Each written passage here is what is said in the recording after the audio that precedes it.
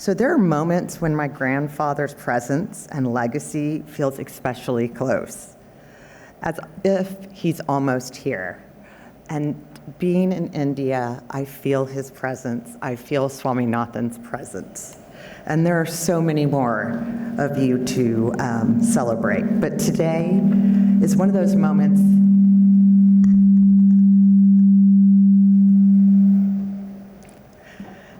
Thank you. Today is one of those moments where we want to honor Dr. Vassal. When I think of my grandfather, I think of his beliefs in science and how they should never remain in the fields. They should be taken to the farmer and then out to the public.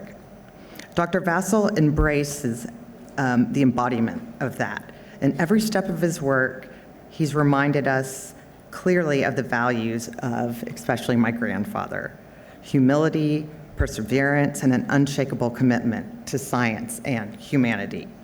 In the year 2000, Dr. Vassal received the World Food Prize.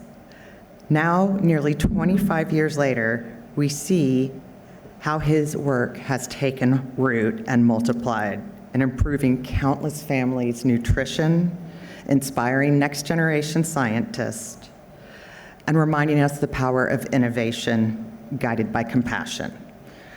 My grandfather often said that the work in feeding the world could never be done alone. It had to be with a team. And Dr. Vassal has recognized that and was truly a partner, and his mission was to bring a team together. For me, it's deeply personal to be with Dr. Vassal today. He is just not a part of history, he's a part of my grandfather's legacy. And over the last 25 years, I have welcomed every time I have seen him at the World Food Prize. On behalf of the Borlaug family, the World Food Prize, I extend our deepest gratitude to Dr. Vassal for his leadership, his vision, his enduring reminder that one person's help can feed the world. So thank you today for helping us honor him. Thank you, Julie, and good afternoon, everyone. It is a deeply emotional moment to stand here and to celebrate the life and legacy of Surinder Kumar Vassal. Now, where does one begin to speak if we have to recognize and remember the accomplishments of such an accomplished scientist and individual? So let's maybe look back in time. In the 1970s and 1980s, malnutrition was one of the pressing challenges facing developing countries and the developing world. Between 1980 and 1992, the WHO data showed that more than a third of children under 5 were suffering from protein energy malnutrition. That meant 230 million children, or 33%, were stunted. And that's because their diets lacked the nutritious needs for a healthy growth. The root of the problem was clear, the solution less clear. Staple foods like maize would fill the stomachs with energy, but did not necessarily provide all the essential amino acids like lysines and tryptophan. Children ate enough, but they could not necessarily grow, thrive, and reach their full potential without those key elements. Visionary as he was, Dr. Vassal identified that crisis and started working in CIMMYT, Mexico, alongside Evangelina Villegas, the first women that also received the World Food Prize, set out to address in the 1980s. So while responding to the pressing challenges of their time, actually they were also ahead of the time, because today more than ever we recognize that it's about nutrition and not just filling the stomachs. With that vision, they actually also found a solution. Their solution was QPM maize, or quality protein maize. It was a breakthrough that transformed maize into a crop rich in the very nutrients children needed. QPM also kept the yield, the taste, and the other traits farmers depended on. So they had the best of both worlds. By the mid-80s, QPM was ready to be grown across Latin America, Africa, and Asia, and was creating hope to reduce malnutrition. The results were clear: healthier children, better growth, stronger communities. That's why Dr. Vassal and La Doctora Villegas received the World Food Prize in 2000. Vassal's journey began in India, where he trained in genetics and plant breeding at the Indian Agricultural Research Institute.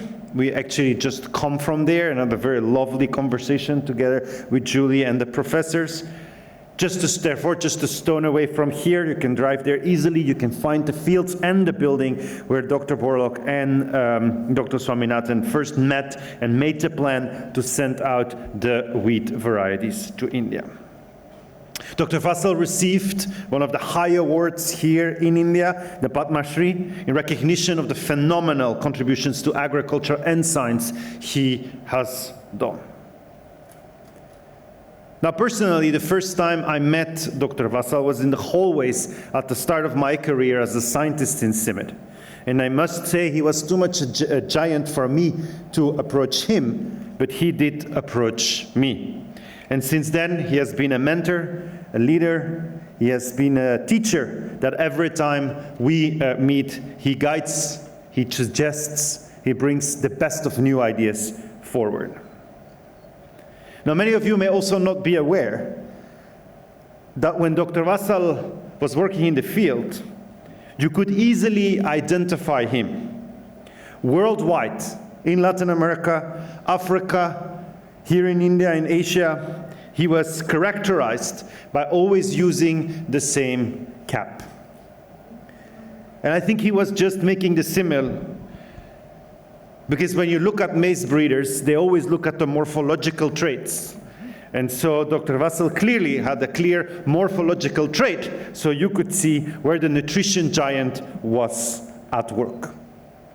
He was a clear devoted maize scientist, and also had that characteristic head that some CIMMYT scientists now are wearing the head just to make sure they would be recognized. Today, we therefore continue to face the twin challenges of hunger and malnutrition.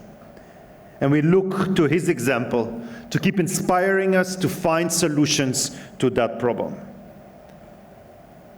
Breakthrough science can and must respond to the severe challenges of humanity.